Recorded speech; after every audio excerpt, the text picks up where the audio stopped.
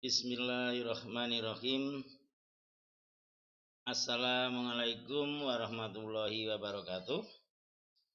Selamat malam rekan-rekan mahasiswa semuanya. Apa kabarnya pada kali ini? Semoga rekan-rekan mahasiswaku yang kami banggakan, yang kami cintai dalam keadaan sehat dan tetap bersemangat. Bagi rekan-rekan yang berpuasa sudah berbuka, sehingga sudah semangat, sudah sehat, dan semoga kita dapat melakukan perkuliahan daring untuk mata kuliah ekonomi kreatif dengan baik dan aman. Alhamdulillah Pak Jailani di sini juga dalam keadaan sehat sehingga mampu melakukan perkuliahan untuk pada kesempatan ini. Mata kuliah ekonomi kreatif kita mengambil materi pokok bahasan tentang pengembangan ekonomi kreatif berbasis klaster. Seperti apa pembahasannya nanti kita bahas bersama-sama. Seperti biasa, sebelum kami memulai, kami sampaikan terkait dengan tujuan pembelajaran. Kita mempelajari materi pokok bahasan tentang pengembangan ekonomi kreatif berbasis klaster. Tujuan pembelajarannya adalah setelah mempelajari bab ini diharapkan mahasiswa mampu yang pertama mengerti dan memahami konsep pengembangan ekonomi berbasis klaster. Atau klaster. Yang kedua, mahasiswa mampu mengerti tentang pengembangan klaster yang sesuai dengan konsep pengembangan ekonomi kreatif. Yang ketiga, mahasiswa mampu menerapkan pengembangan klaster di lingkungan masyarakat. Saya yakin ada beberapa rekan mahasiswa sudah bekerja, yang punya usaha, sehingga mengerti, sehingga mampu untuk menerapkan bagaimana pengembangan klaster di lingkungan saudara. Itu rekan-rekan terkait dengan tujuan pembelajaran untuk pembahasan pada kali ini, yaitu pengembangan usaha ekonomi kreatif berbasis klaster. Baik rekan-rekanku, kita masuk pada pembahasan yang pertama, yaitu pendahuluan, introduction. Usaha ekonomi kreatif itu dilakukan oleh beberapa pihak. Bisa dilakukan oleh perseorangan atau individu, bisa dilakukan oleh kelompok. Contoh untuk individu misalnya seni kreasi, seni lukis misalnya. Atau mungkin kesenian puisi. Mungkin juga aplikasi komputer. Nah, itu kreatif yang dilakukan oleh perseorangan. Tetapi bisa juga kegiatan ekonomi kreatif dilakukan oleh kelompok. Misalnya kelompok wisata. Di sana tidak mungkin dilakukan oleh sendirian. Ada satu contoh wisata di Grojogan Sewu Tawangmangu atau wisata di Kampung Kopi Bawen. Di sana ada beberapa pihak yang terlibat di sana. Ada rumah makan, ada souvenir, ada oleh-oleh dan yang lain sebagainya. Nah, pengembangan ekonomi kreatif yang berkelompok ini akan memberikan dampak yang lebih luas. Kalau Pak Jailani tadi mencontohkan di Tawangmangu, orang melihat Grojogan Sewunya, tetapi di sisi yang lain ada banyak pelaku-pelaku UKM yang terlibat di sana. Ada penunggang kuda, ada sate kelinci, ada bunga dan segala macam. Nah, pengembangan ekonomi kreatif yang dilakukan berkelompok ini akan memberikan dampak yang lebih luas bagi masyarakat. Orang dalam tempat wisata ada oleh-oleh, ada rumah makan atau restoran. Mungkin yang lebih luas lagi ada hotel atau restoran. Nah, ini akan memberi dampak yang lebih luas bagi masyarakat. Pengembangan usaha kreatif yang berkelompok ini dapat dilakukan dengan model pendekatan pengembangan ekonomi klaster. Klaster itu seperti apa nanti kita bisa bahas lebih mendalam. Yang paling utama adalah bahwa pengembangan ekonomi kreatif yang berkelompok ini akan menciptakan multiplier effect yang lebih luas. Bisa multiplier efek pelaku usahanya, pendapatan dari masyarakat, bahkan kemudian usaha itu saling terkait. Karena usaha saling terkait, saling mendukung antara satu dengan yang lainnya, sehingga apa? Yang menikmati, ya, yang menikmati usaha kreatif ini bermacam-macam pihak, lebih banyak. Sekarang kalau saudara melihat, saya yakin rekan-rekan mahasiswa sudah pernah ke Borobudur. Di sana utamanya ada candi Borobudur yang sangat terkenal itu. Tetapi bisa dikembangkan dengan kegiatan kreatif yang bermacam-macam. Dari Borobudur Run, lari di Borobudur, dan segala macam. Nah, ini usaha-usaha kreatif yang berkelompok ini akan menjadi eksistensinya lebih bagus, keberlangsungan usahanya lebih terjamin kalau dilakukan dengan bekerja sama, dilakukan dengan berkolaborasi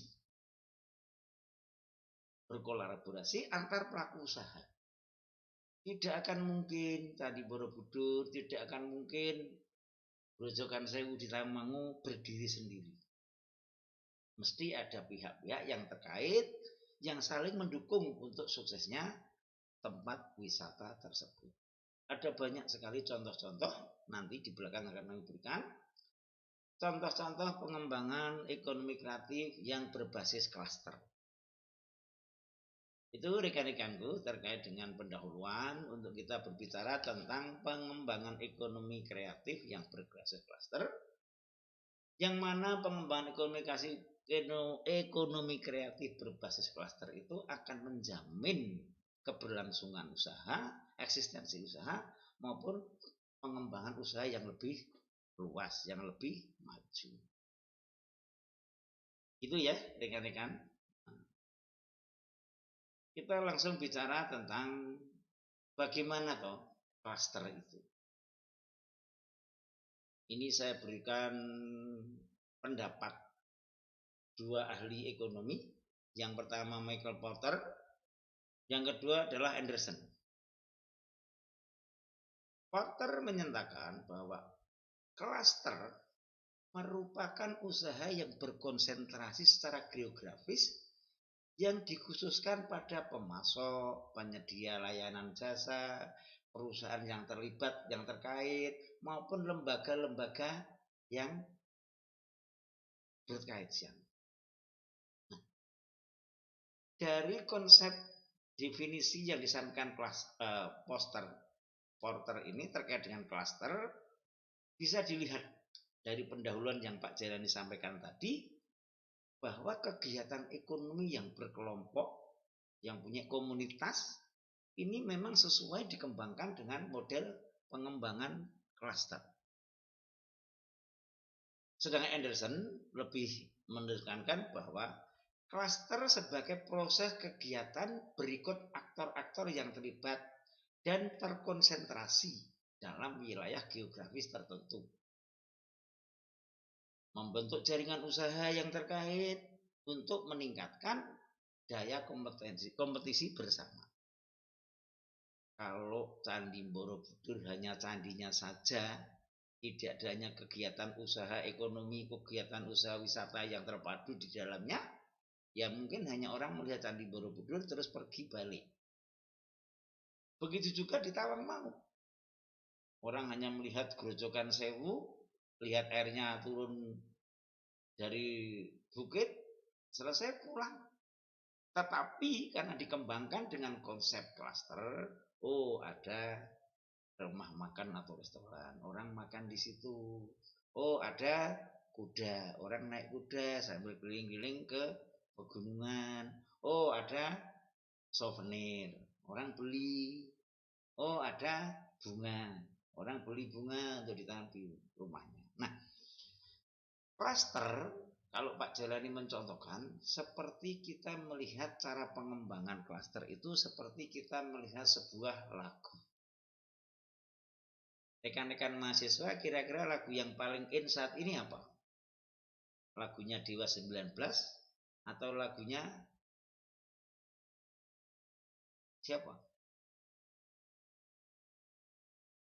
Lagu, kalau hanya diciptakan lagunya saja tanpa diiring musik, kan lagu. Itu lagunya Slank misalnya, anak-anak muda. Lagu dengan diiringi oleh musik, saya contohkan tadi musiknya Slank dengan musiknya Dewa 19. Beda. Genrenya beda. Tetapi lagu dari Slank maupun dari Dewa 19 ini nikmat. Dinikmati masyarakat bisa senang. Di mana dalam sebuah lagu tadi ada alat-alat musik yang beraneka macam. Ada gitar, ada drum, ada organ, dan segala macam.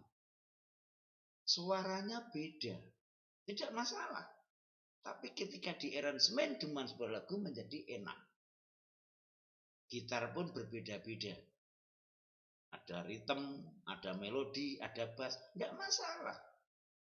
Tetapi perbedaan itu menjadi satu irama yang bagus. Begitu juga dalam kita mengembangkan ekonomi kreatif dalam kelompok, dalam komunitas.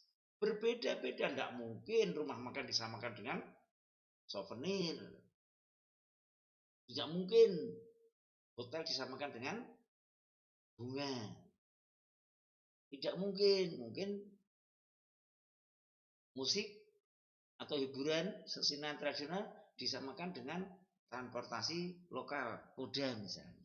Nah, perbedaan ini tidak masalah. Seperti yang disampaikan oleh Porter maupun oleh Anderson, konsep klaster ini bagaimana membangun usaha bersama. Aktor-aktor pelakunya yang terlibat bagaimana membangun kebersamaan itu. Itu klaster. Definisi klaster ada banyak sekali. Saya mengambil dua dari pendapat ahli. Yang pertama dari Porter, yang kedua adalah dari Anderson. Dari sini paham nggih rekan-rekan? Jelas nggih? Nah, kalau kita bicara pengembangan ekonomi kreatif, di mana kreativitas itu adalah tumbuh dan berkembang terus. Ya. Satu contoh musik tadi, musiknya Dewa 19 10 tahun yang lalu dengan musik saat ini temanya beda. Musiknya Slank dari saat ini dengan 10 tahun yang lalu berbeda. Nah, tetapi dari sekian banyak lagu-lagu yang mereka ciptakan, ada beberapa segmen masyarakat yang tetap menyukai sampai saat ini. Mungkin rekan-rekan mahasiswa yang masih muda-muda ini ya, kelahiran tahun 90 ke atas, belum pernah mengerti, belum pernah memahami, menemui langsung namanya musisi Iwan Fals. Yang lagunya sampai saat ini masih tetap in. Saya kadang ngomong-ngomong dengan rekan-rekan mahasiswa, pernah nggak kamu lihat Iwan Fals main? Belum, Pak. Tapi saya suka lagunya, Pak. Nah, ini salah satu bentuk kreativitas, pengembangan ekonomi kreatif yang dilakukan baik oleh individu maupun oleh kelompok. Nah, kalau kita mengembangkan klaster, di depan saya sampaikan bahwa klaster itu adalah usaha berkelompok bersama-sama dalam satu wilayah geografis tertentu, tujuannya adalah untuk mencapai kesejahteraan bersama. Nah, klaster mempunyai ciri-ciri sebagai berikut. Yang pertama, merupakan gabungan antar unit usaha dalam wilayah tertentu. Borobudur, ada souvenir, ada rumah makan, ada guide, ada kesenian tradisional. Ini gabungan. Yang kedua, karakternya adalah dilakukan dengan membangun entitas usaha secara bersama. Artinya apa? Borobudur. Candinya ya hanya satu. Tetapi semuanya pelaku-pelaku usaha yang ada di Borobudur itu, apakah souvenir, apakah pedagang kaki lima, apakah kemudian itu yang pakai kendaraan tradisional itu, semua melakukan untuk membangun bagaimana Borobudur itu menjadi baik. Bagaimana orang berwisata ke Borobudur itu puas. Meskipun perannya beda-beda. Sama juga seperti Pak Jailani sampaikan tadi, contohkan tadi musik. Gitarnya, drumnya, melodinya, bassnya beda. Tapi entitas usahanya adalah bagaimana lagu yang dinyanyikan, lagu yang disajikan bisa memuaskan pendengar. Entitas usaha yang secara bersama. Beda ya. Makanya ekonomi kreatif dengan berbagai kelompok, komunitas, beda tidak masalah. Tapi bagaimana dibangun untuk membangun entitas usaha secara bersama-sama. Yang ketiga adalah fokus pada tujuan, baik teknis maupun non teknis. Dalam artian tujuan membangun klaster ini adalah untuk meningkatkan pendapatan anggota, untuk meningkatkan kesejahteraan anggota. Secara teknis bagaimana agar anggota ini bisa maju. Secara non teknis misalnya bedanya klaster dengan kelompok usaha yang lain itu, di klaster itu ada yang namanya capacity building. Pembangunan kapasitas, pemberdayaan. Kebetulan kalau bicara klaster ini Pak Jailani sudah sangat memahami ya. Di Jawa Tengah itu ada sekitar 100 berapa klaster dan berpuluh-puluh tahun Pak Jailani ikut terlibat di sana. Di Karanganyar itu ada 7 klaster, Pak Jailani ikut terlibat mulai dari pendirian FGD, Focus Group Discussion, sampai pada pendampingan pemberdayaan. Pak Jailani ikut terlibat di sana. Jadi kalau bicara klaster, memang sudah sangat panjang jam terbangnya Pak Jailani. Yang keempat, ada sistem multi level dalam usaha. Kalau nanti dicontohkan, sebenarnya saya contohkan tadi Borobudur maupun di Grojogan Sewu yang sudah sangat terkenal. Nah, yang dimaksud dengan multi level usaha itu apa? Ada tingkatan-tingkatan usaha.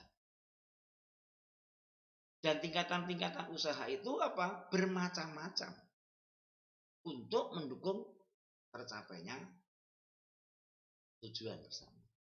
Kalau dalam lagu, ya, contoh dari lagu tadi, mesti beda-beda. Bagaimana ketika lagu itu intronya bagaimana, musik intronya, kemudian bagaimana itu lagu itu dinyanyikan, kemudian bagaimana terjadi referen, bagaimana berakhirnya lagu. Ini ada multi level bersama. Yang kelima, karakteristik daripada klaster adalah ada multi aktor dalam kegiatan usaha. Jadi kalau dalam lagu tadi ya ada pemain bass, ada pemain melodi, ada organ, ada drum, ada penyanyi. Ini bersama-sama multi aktornya. Tidak kemudian yang nyanyi merasa lebih dominan, tidak. Yang ngedrum merasa lebih top, tidak. Semuanya bersama-sama. Itu rekan-rekanku dalam rangka kita bicara tentang klaster. Indah sekali kalau kita bicara pengembangan ekonomi secara klaster. Nah, dilakukan dengan bersama-sama. Bahkan ketika saya memberikan pendampingan klaster begitu di pemerintah daerah, saya ngomong kalau kita bicara model pengembangan klaster, Pak Ustadz, Pak Kiai pun punya peran. Perannya apa? Untuk membangun modal sosial, kejujuran, kebersamaan. Itu yang menjadi figur kan Kiai. Para politisi belum bisa untuk membangun itu. Politisi taktiknya saja.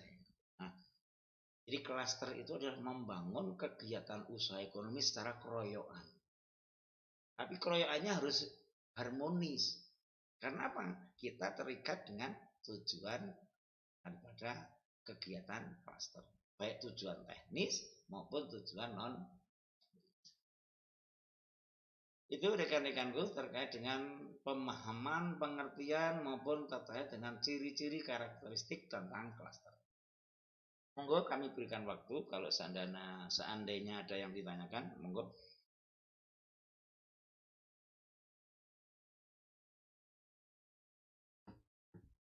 Tidak, kami beri waktu rekan-rekanku semuanya, monggo. Ada? Kalau tidak ada bisa dilanjut. Nah, kalau klaster itu dibentuknya klaster itu melalui dengan focus group discussion (FGD) atau forum rembuk klaster (FRK). Klaster dibentuk bagaimana usaha bersama-sama. Jadi kalau ekonomi kreatif tadi, bagaimana untuk membangun usaha kreatif dan berbasis komunitas itu saling mendukung. Contoh,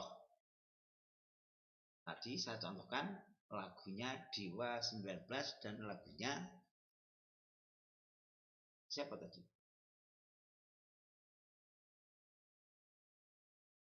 Lagu diciptakan sudah menjadi sebuah lagu yang baik jadi. Tetapi ketika nanti misalnya kita ingin melakukan pentas, tidak mungkin hanya lagu dipentaskan dalam lapangan atau di alun-alun, kan tidak mungkin. Tetapi perlu diatur dengan manajemen yang baik. Bagaimana tata panggungnya, bagaimana tata lampunya, bagaimana kostum pemainnya. Kan nggak mungkin kita pentas pakaiannya seadanya, nggak mungkin.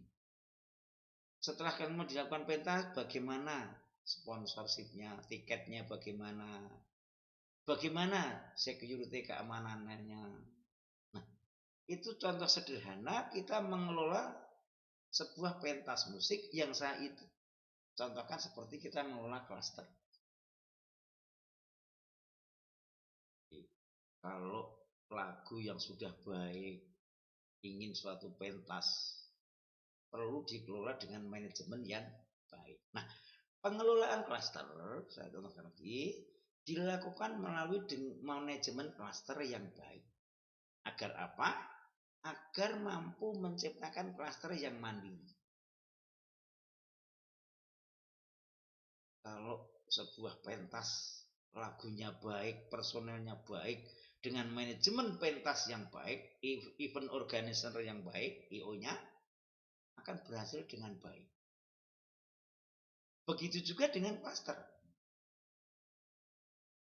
Klaster yang membedakan dengan kelompok usaha yang lain, ada sentra misalnya, ada kelompok kube, kelompok usaha bersama.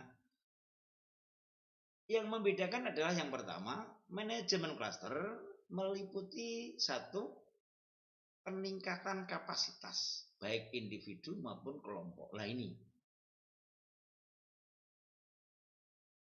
bedanya klaster dengan kelompok-kelompok usaha yang lain. Ada banyak kelompok usaha, ada kube, ada sentra yang lain.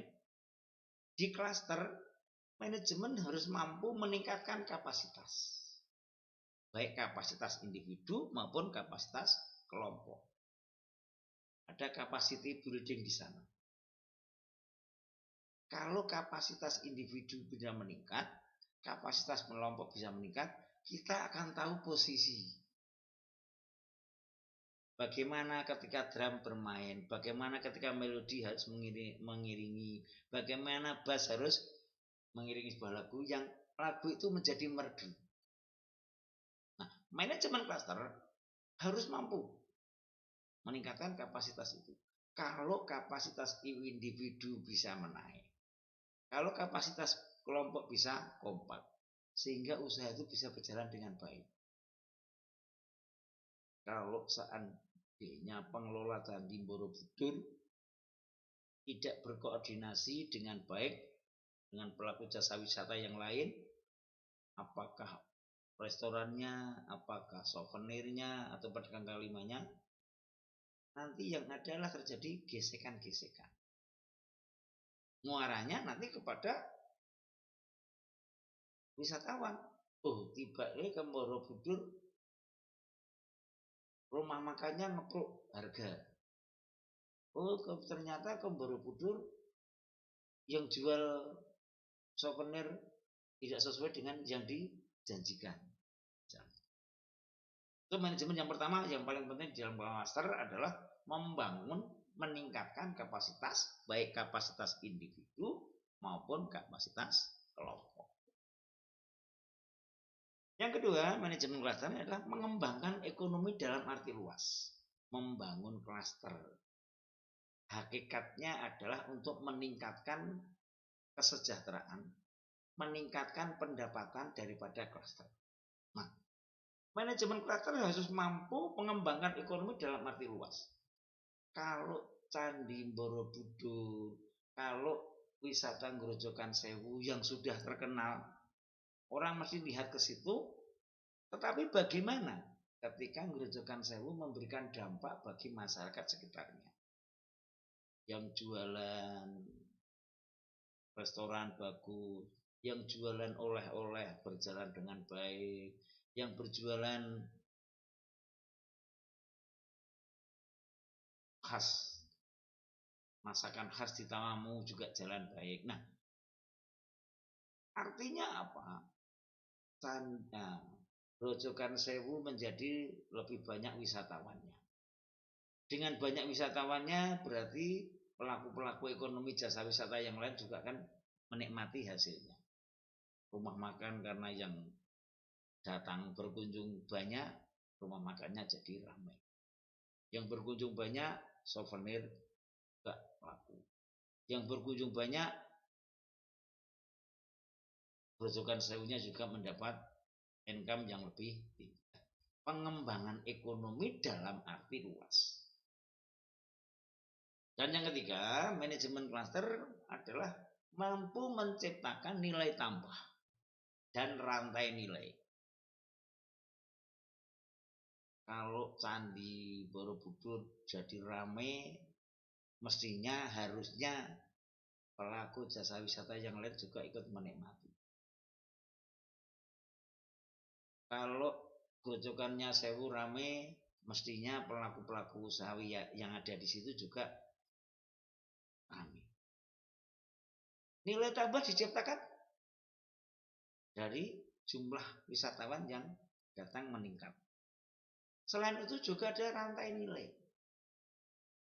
Oh, ternyata kalau beli souvenir di Candi Borobudur dengan banyaknya orang, oh mungkin harga diturunkan tetapi volumenya lebih banyak. Berarti ada nilai yang meningkat.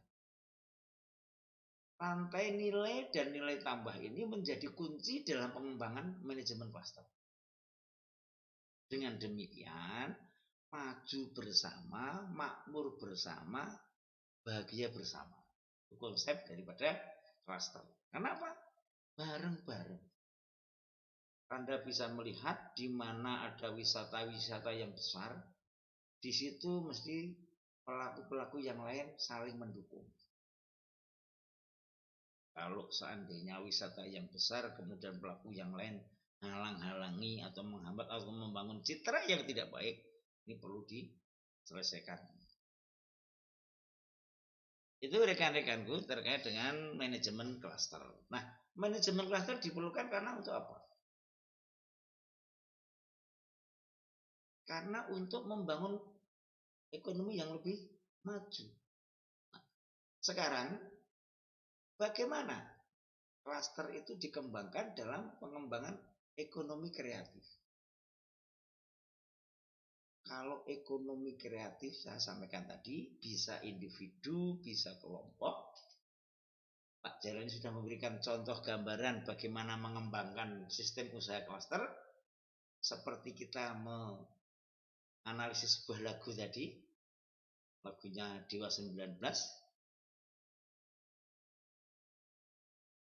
kalau usaha kreatif dibangun bersama-sama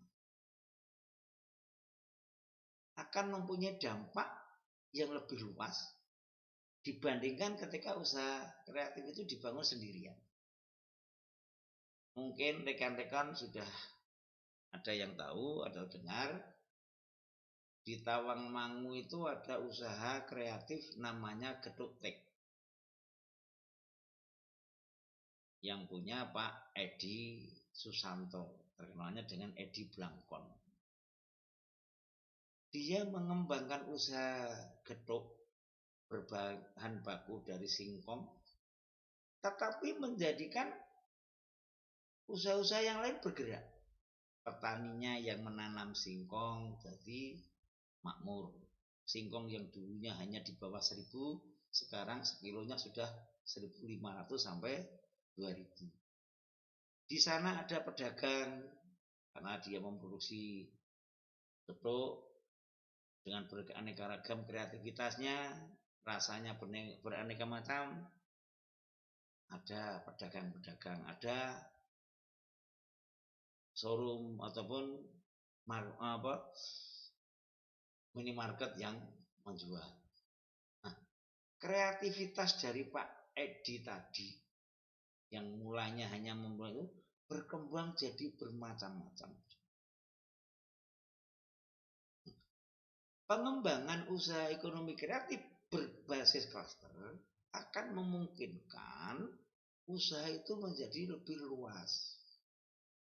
Usaha mempunyai kapasitas yang lebih luas, memberikan kontribusi terhadap penyerapan tenaga yang lebih banyak dibandingkan dengan misalnya kita hanya mengembangkan usaha itu sendirian dalam satu keluarga.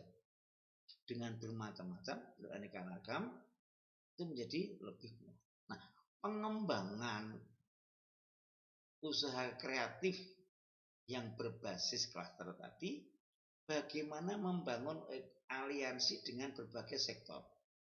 Kalau saya contohkan Pak Edi tadi, bagaimana Pak Edi membangun hubungan yang baik dengan petani yang menanam singkong. Pak Edi juga harus berbagai dengan toko-toko, counter-counter yang menjual getuk. Pak Edi juga harus berbagai dengan bagaimana yang melakukan atau yang tenaga kerja yang memproduksi. Semuanya terlibat. Nah, kalau semuanya terlibat, bagaimana kegiatan ekonomi di sana akan jadi lebih luas. Tenaga kerjanya mendapat pendapatan, petaninya mendapat pendapatan, toko-toko, counter-counter atau mal-mal yang menjual getuk juga mendapat pendapatan. Nah, ini akan mempunyai dampak ekonomi yang luas dan tidak mampu menciptakan rantai nilai. Singkong dijual kepada Pak Edi sebagai pengusaha getuk tek, petani mendapatkan nilai. Pak Edi menjual getuk hasilnya kepada toko atau pedagang atau mungkin counter, dia mendapatkan nilai. Ada nilai yang berkembang di sana. Rantai nilai diciptakan di sana dalam rangka konsep pengembangan ekonomi berbasis klaster.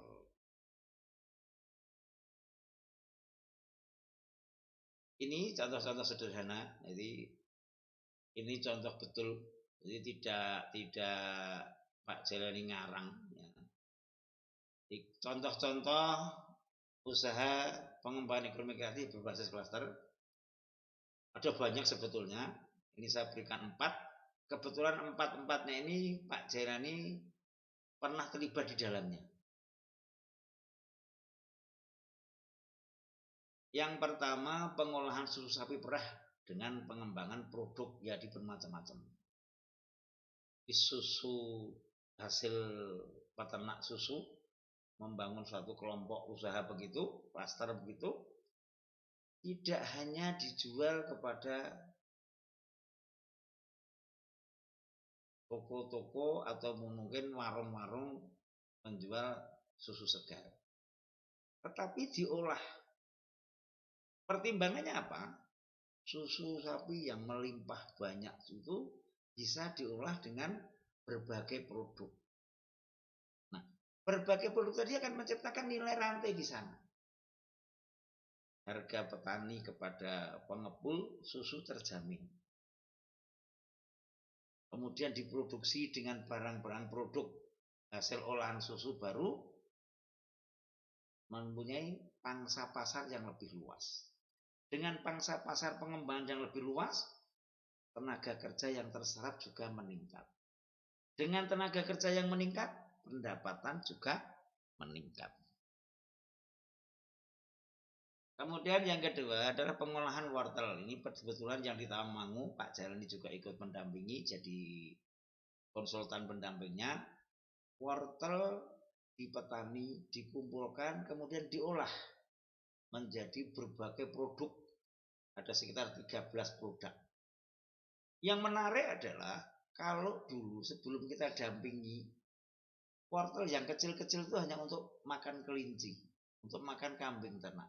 Tetapi dengan diolah, dibuat bubuk sari wortel begitu, kecil besar bisa diolah semuanya. Dan kemungkinan produk dari petani tidak sia-sia, tidak membusuk, karena bisa diolah dengan mesin yang bisa untuk menjadikan sari wortel. Seperti kalau saudara beli di toko itu ada Nutrisari gitu ya. Tentunya seperti itu. Ada produk-produk yang lain. Kemudian ada di daerah Juwana, di Pati, pengembangan ikan hasil nelayan. Di mana ikan dari nelayan itu yang kecil-kecil mungkin tidak laku di tengkulaknya diolah menjadi nugget. Diolah menjadi bakso. Diolah menjadi berbagai macam. Sehingga apa? Semua hasil tangkapan dari nelayan itu bisa bermanfaat.